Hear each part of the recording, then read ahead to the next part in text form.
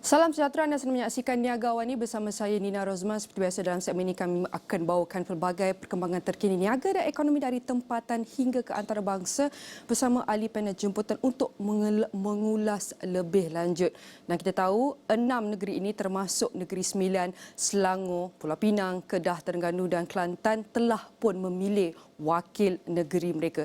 Dan bergerak ke hadapan untuk kita tanya persoalan kita, bagaimanakah kita tahu kerjasama kerajaan negeri dan kerajaan pusat, kerana kita tahu tidak kira menang atau kalah, tanggungjawab perlu dilaksanakan, kerjasama perlu dikukuhkan. Jadi apakah fokus utama dalam kerjasama antara kerajaan negeri dan kerajaan pusat, terutama dalam pembangunan ekonomi negeri? Tapi sebelum itu saya akan kongsikan iaitu data bagaimana untuk kita lihat prestasi sosio dan ekonomi setiap negeri, terutama 6 negeri yang telah memilih baru-baru ini, untuk kita lihat bagaimanakah prestasi sosio ekonomi pada tahun 2022 untuk setiap 6 negeri ini, untuk kita lihat daripada indikator-indikator yang terdapat daripada laporan Jabatan Perakaan Malaysia DOSM ini, untuk kita lihat bagaimanakah hasil setiap negeri ini, dan tambah lagi untuk kita lihat bagaimanakah kadar penyertaan tenaga buruh. Selain itu, lihat prestasi kadar pengangguran mereka, dan untuk kita lihat inflasi mereka, termasuk juga dengan pendapatan isi rumah kasar bulanan petengah. Okey, saya mulakan dengan wilayah tengah. Antara 4 negeri dalam wilayah tengah yang dapat kita saksikan adalah Selangor dan juga Negeri Sembilan. Dan hasil ataupun KDNK dalam Negeri Sembilan yang kita dapat telitikan hampir mencecah 12% pada tahun lepas. Dan kita lihat kadar penyertaan tenaga buruh pun sudah meningkat sedikit dengan 76.9%, manakala kadar pengangguran telah turun daripada 4.3 sehinggalah 3.6%. Dan kita lihat kadar median upahan kasar bulanan pun kita dapat lihat iaitu 10,000, iaitu meningkat berbanding tahun sebelum pandemik COVID-19. Manakala untuk Negeri Sembilan yang juga telah memilih dalam pilihan raya negeri ini, kita dapat lihat hasil negeri mereka juga 64%. Kita dapat lihat peningkatan lebih 50% daripada tahun 2021. Manakala untuk kadar penyertaan tenaga buruh mereka pun juga meningkat daripada 63% hinggalah 64%. Kadar pengangguran mereka pun berada di dalam keadaan tahap baik, di mana ia juga telah menurun daripada 4.2% sehinggalah 3.7%. Tapi berbanding Selangor, Negeri Sembilan, kadar media upahannya adalah rendah sedikit, iaitu lebih 5,000, iaitu 5,226 berbanding sebelum pandemik COVID-19. Ini kalau kita perlu ambil kira lah, setiap kalau kita lihat perbezaan ini, kita harus mengambil kira bagaimanakah kos sara hidup di setiap negeri adalah berlainan dan berbeza. Sudah tentu dasar untuk menyesuaikan diri terhadap prestasi ekonomi dan sosio ini pun kita boleh cakap berlainan. Dan untuk wilayah utara yang terlibat dalam pilihan raya 6 negeri juga adalah Pulau Pinang dengan mencatatkan hasil negeri agak tinggi untuk 1.1 juta penduduk di Pulau Pinang, tapi berjaya mencatatkan hasil yang agak tinggi, 13.1% hasil KDNK mereka pada tahun lepas Manakala kadar penyertaan tenaga buruh pun telah meningkat kepada 7.3%, kadar pengangguran pun sangat jatuh di Pulau Pinang daripada 3.6%, ini adalah 2.8% pada tahun lepas. Dan kita lihat iaitu kadar gaji kasar bulanan penengah itu pun meningkat sedikit, iaitu lebih kurang 6,500 berbanding sebelum pandemik COVID-19. Kedah juga, iaitu hasil negeri pada tahun lepas juga agak baik, 7.2%, dan kadar penyertaan pun kita dapat lihat meningkat sedikit. Kadar pengangguran pun sudah turun daripada hampir mencecah 4% sebelum pada waktu 2021, tapi ia telah menurun kepada 3%. Manakala kalau kita lihat juga negeri lain, wilayah timur, 2 negeri Terengganu dan Kelantan, kita dapat saksikan hasil negeri di Terengganu hampir mencecah 6%. Kadar pengangguran mereka pun sudah turun 3.61%, dan kita teliti di Kelantan. Ini untuk kita lihat hasil negeri pun tidak jauh daripada Kelantan dan Terengganu, iaitu 4.3%, kadar pengangguran pun 3.7%, dan kita lihat kadar inflasi Terengganu dan Kelantan pun lebih kurang sama, tak jauh, 3.1%, 2.8%. Inflasi di Kedah pun kita dapat lihat 2.6%. Kedah tadi kalau kita kembali balik, Kedah kekal 2021, 2022 kadar inflasi mereka berada 2.6%, manakala Pening juga 3.2%. Kalau kita lihat kadar inflasi mereka agak meningkat berbanding tahun 2021. Dan bergerak ke hadapan untuk kita tanya tetamu kita yang sudah bersedia dalam talian, iaitu kalau saya dapat perkenalkan tetamu kita iaitu Profesor Datuk Razman Abdul Latif merupakan pengarah program MBA Putra Business School PBS. Saya nak ucapkan terima kasih Prof kerana Prof juga adalah salah seorang pengundi untuk PRN kali ini. Sudah tentu kita nak lihat tidak itu kita dapat lihat warna cop mengundi itu. Prof, kita dah tahu tidak kiralah walaupun PRN baru sahaja berlaku seperti yang saya katakan awal tadi, mereka harus tetap bekerjasama. Tidak apa yang berubah. Jadi mereka siapa yang menang, mereka harus membantu siapa yang kalah. Siapa yang kalah, mereka harus menerima dengan hati terbuka dan mencari usaha balik untuk bekerjasama. Jadi Prof, selepas apa yang kita boleh belajar daripada ke-6 negeri ini dalam pilihan raya negeri mereka, apakah akan menjadi keutamaan kerajaan selepas ini? Adakah prioritis mereka akan berubah sedikit? Bagaimana Prof? Ya Nina, apabila kita lihatlah dari sudut ekonomi, pilihan raya negeri ini memang menarik kerana melibatkan 6 negeri yang mana salah satu negerinya ataupun negeri Selangor merupakan satu negeri yang menyumbang kepada keluaran dalam negara kasar pada kadar yang agak tinggi, 25.5%.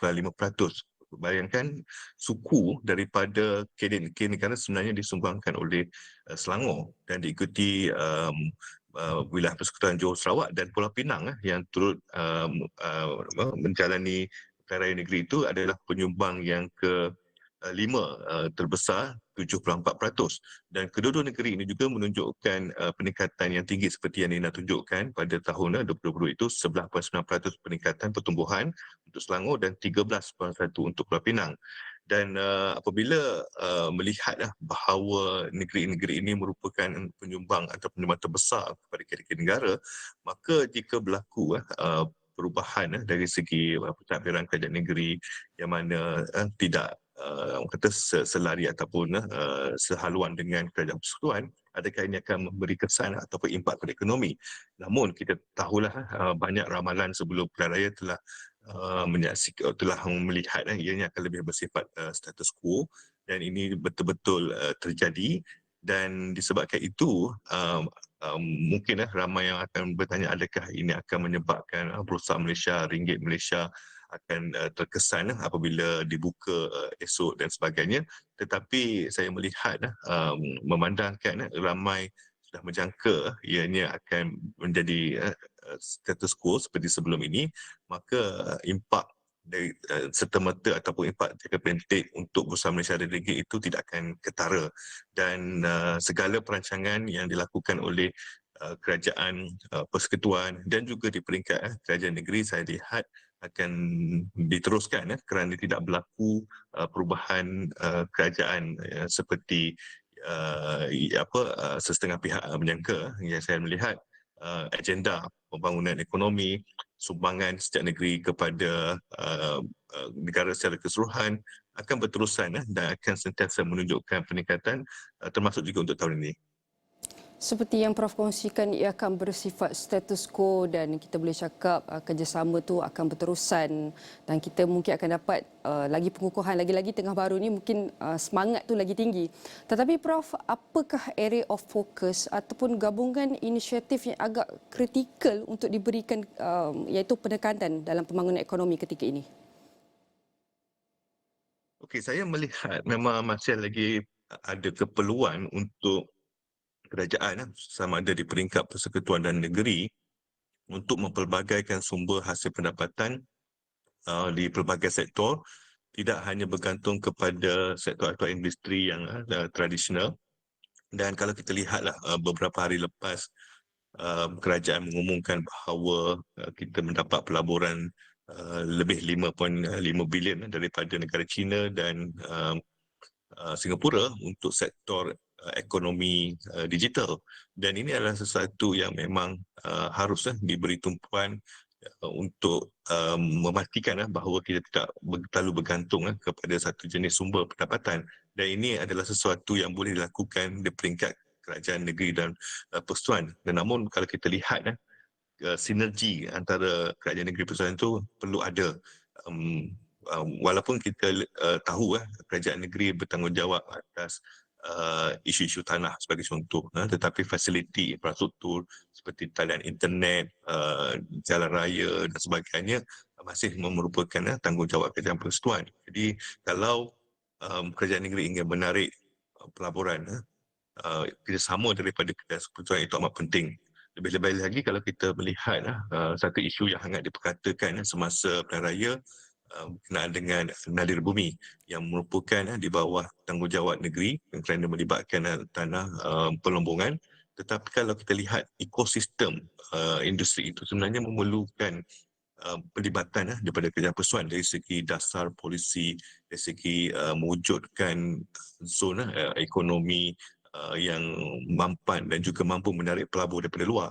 Oleh itu, walaupun ada negeri yang tidak sehaluan dari segi politik dengan Kerajaan Persekutuan, Kerajaan Perpaduan, namun saya melihat atas sebab ekonomi, kerjasama erat itu haruslah dilakukan kerana setiap pihak sebenarnya tidak boleh orang kata bergerak secara sendirian dan kerjasama yang disebut juga oleh Perdana Menteri selepas pengumuman pilihan raya itu iaitu pentingnya semangat silaturahim haruslah diterjemahkan bukan saja dari segi semangat politik itu tetapi juga daripada semangat untuk membangunkan ekonomi negeri dan juga tingkat nasional. Baik, seperti yang kita cakap, semangat politik tu kalau kita lihat kadang terbagi kepada tiga. Semangat politik disebabkan calon itu sendiri. Yang kita lihat semakin ahli politik dah lihat semakin menjadi selebriti ataupun disebabkan parti itu sendiri ataupun disebabkan tawaran-tawaran yang disediakan ataupun kita boleh cakap yang ditawarkan kepada rakyat itu sendiri dan kita tahu keperluan kerajaan negeri dan kerajaan pusat adalah berbeza dan mereka mempunyai goal masing-masing. Jadi macam mana untuk kita identify ya Prof iaitu adakah gabungan inisiatif usaha kerjasama ini adalah untuk jangka panjang atau jangka pendek dan macam mana lagi kita nak identify siapa yang terlibat dalam setiap projek pembangunan ekonomi ini daripada aspek sektor swasta, perniagaan dan juga pemegang saham. Bagaimana Prof? Ya, itu betul. Saya amat bersetuju kerana kalau kita lihat ahli politik biasanya bersifat myopik atau dipanggil short term. Dia fokusnya hanya bagaimana manfaat dapat diperolehi ataupun dibentangkan kepada rakyat mungkin dalam tempoh 4-5 tahun. Dia tidak tengok jauh ke hadapan kerana belum tentu dia akan kekal berkuasa melebihi satu tempoh ini. Tetapi kalau kita lihat dari segi pembangunan ekonomi, banyak pembangunan sektor industri memerlukan perancangan jangka masa panjang. Ianya mengambil masa, mungkin untuk beberapa tahun pertama tidak mendatangkan hasil ataupun rakyat tidak nampak impaknya dengan serta-merta. Tetapi ianya amat penting. Sebagai contoh, kalau kita lihat bantuan tunai ataupun fiskal yang diberi oleh kerajaan, ini bersifat sementara short term tetapi rakyat suka kerana rakyat boleh mendapat maaf serta-merta tapi dari segi kemampanannya tidak ada dan kalau kita lihat cuba contoh yang macam nadir bumi ini kita tidak mahu benda yang sama berlaku macam semasa kita mula-mula meneroka petroleum minyak dan gas kerana masa itu kita tidak ada kepakaran jadi kita lebih bertumpu kepada kita gali kita dan terus jual mentah-mentah minyak itu dan negara lain yang akan buat refinery perprosesan seterusnya dan kalau nadir bumi ini banyak negeri sudah mula melombong dan kemudian mengambil keputusan untuk terus menjual kerana itu di bawah bidang kuasa kerajaan negeri dan hasil dapat diperolehi serta-merta dan rakyat negeri juga dapat manfaatnya. Tetapi kalau kita lihat nadir bumi ini komponen yang adalah digunakan untuk peralatan elektronik kita akan bukan satu mega punya hub di Perak untuk electric vehicle dan electric vehicle ni memerlukan nadi bumi dalam motor, dalam dia punya magnet dan juga dalam dia punya bateri dan telefon pintar pun menggunakan nadi bumi. Jadi kalau kita lihat kita dapat lihat kerjasama dengan persekutuan negeri bukan setakat kita lombong dan tuju jual tapi kita lombong kita proses dulu. Kita proses dulu dalaman daripada downstream itu kepada upstream dan juga kita pastikan bahawa nilai tambahnya akan meningkat berkali ganda. Maka Baik. saya yakin Baik. pulangan ekonomi itu akan lebih bertambah dengan kerjasama antara kedua-dua jenis kerajaan negeri dan persekutuan.